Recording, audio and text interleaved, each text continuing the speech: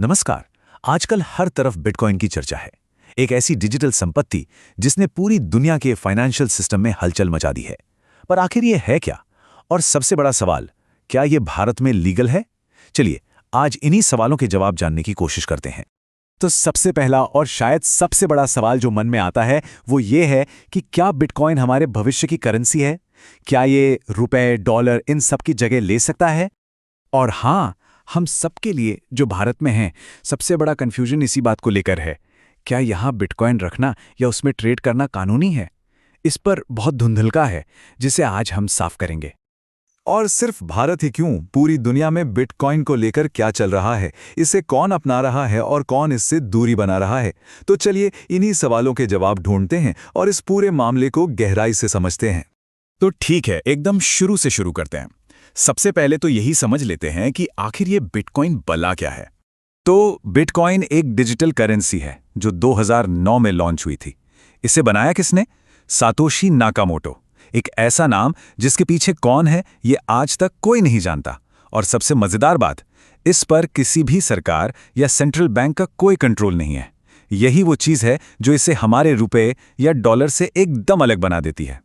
अब सवाल ये है कि ये काम कैसे करता है। तो इसके पीछे जो टेक्नोलॉजी है उसे कहते हैं ब्लॉकचेन। अब ये फैंसी सा नाम लग सकता है, पर इसे ऐसे समझिए जैसे एक डिजिटल डायरी या बही खाता हो, जिसमें हर एक लेन देन पत्थर की लकीर की तरह दर्ज हो जाता है। एक बार जो लिख गया उसे कोई मिटा नहीं सकता, कोई बदल नहीं सकता, और यही चीज इसे इतना सिक्योर बनाती है। तो इसकी खासियतें क्या क्या हैं? सबसे पहली और सबसे जरूरी बात, ये डिसेंट्रलाइज्ड है। मतलब कोई एक बॉस नहीं है, कोई एक बैंक या सरकार इसे कंट्रोल नहीं करती। पैसा सीधे एक इंसान से दूसरे इंसान तक पहुंचता है।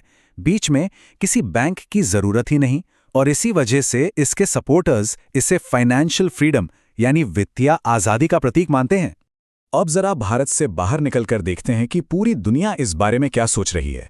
और सच कहूं तो तस्वीर काफी दिलचस्प है। दुनिया जैसे दो हिस्सों में बटी हुई नजर आती है। एक तरफ हैं वो देश जो इसे बाहें फैलाकर अपना रहे हैं, जैसे कि एल सल्वाडोर। उन्होंने तो इसे लीगल टेंडर यानी अपनी ऑफिशियल करेंसी ही बना दिया। अमेरिका और यूरोप में भी रेगुलेटेड एक्सचेंजों पर इसकी ट्रेडिंग बिल्कुल लीगल है। लेकिन कहानी का दूसरा पहलू भी है। दूसरी तरफ है चीन, जिसने क्रिप्टो ट्रेडिंग और माइनिंग पर कड़े बैन लगा रखे हैं। और बाकी के बहुत से देश वो बीच में खड़े हैं, क्योंकि इसकी कीमतों में जो जबरदस्त उतार चढ़ाव आता है उससे वो थोड़ा सतर्क हैं। तो चलिए अब वापस अपने देश भारत में आते हैं। यहाँ क्या सीन है? ये वो सवाल है जो सबके मन में है। तो यहाँ मामला थोड़ा पेचीदा है, लेकिन इसे आसान बनाते हैं। क्या भारत में बिटकॉइन रखना गैरकानूनी है? जवाब है नहीं, बिल्कुल नहीं। लेकिन क्या ये लीगल टेंडर है? मतलब क्या इससे दुकान पर जाकर कुछ खरीद सकते हैं जैसे रुपए से खरीदते हैं? तो इसका जवाब भी है नहीं। तो ये अवैध नहीं है, पर लीगल टेंडर भी नहीं है। तो इसका मतलब क्या हुआ? साफ साफ समझते हैं। बिटकॉइन होल्ड कर सकते हैं, मतलब अपने पास रख सकते हैं।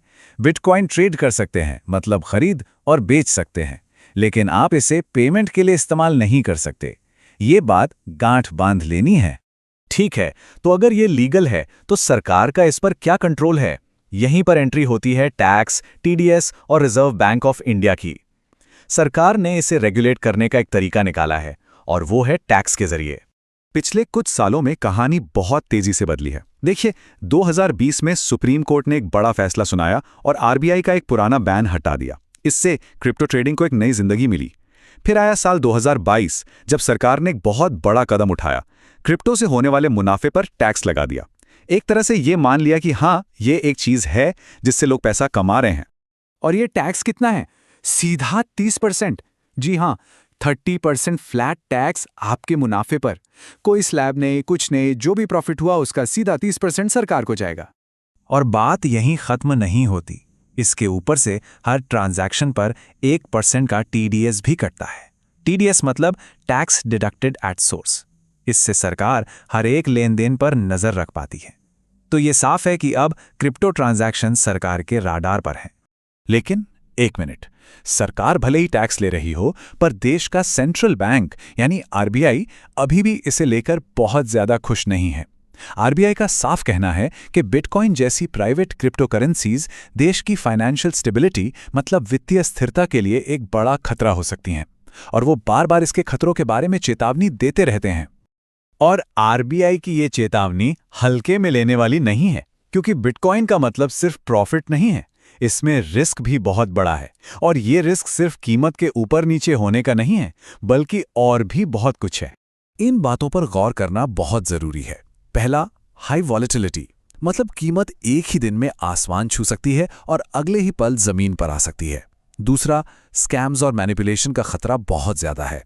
हैकिंग और नकली ऐप से आपका पैसा पल भर में गायब हो सकता है। और सबसे बड़ा डर, प्राइवेट की। ये एक तरह से आपके डिजिटल लॉकर की चाबी है। अगर ये खो गई तो आपका बिटकॉइन हमेशा हमेशा के लिए गया। और याद रखिए, इसके पीछे कोई सरकारी गारंटी नहीं है। तो इतनी सारी बातें जानने के बाद हम वापस उसी बड़े सवाल पर आते हैं। आखिर बिटकॉइन है क्या? एक एसेट जिसमें निवेश किया जाए, या फिर एक कोरा जुआ? तो पूरी बात का निचोड़ ये है, भारत में बिटकॉइन एक असली टैक्सेबल डिजिटल एसेट है, पर इसके पीछे सरकार की कोई गारंटी नहीं है और इसमें रिस्क, बहुत ज्यादा रिस्क है। तो आखिर में ये सवाल हर किसी को खुद से पूछना होगा, बिटकॉइन एक सोचा समझा कैलकुलेटेड इन्वेस्टमेंट है, या फिर एक हाई स्टेक गैम्बल यानी ऊंचे दाव का जुआ? इसका जवाब हर किसी के लिए अलग होगा, जो उनकी अपनी रिसर्च और रिस्क लेने की क्षमता पर निर्भर करेगा। सबसे जरूरी है कि कोई भी फैसला पूरी जानकारी के साथ ही लिया जाए।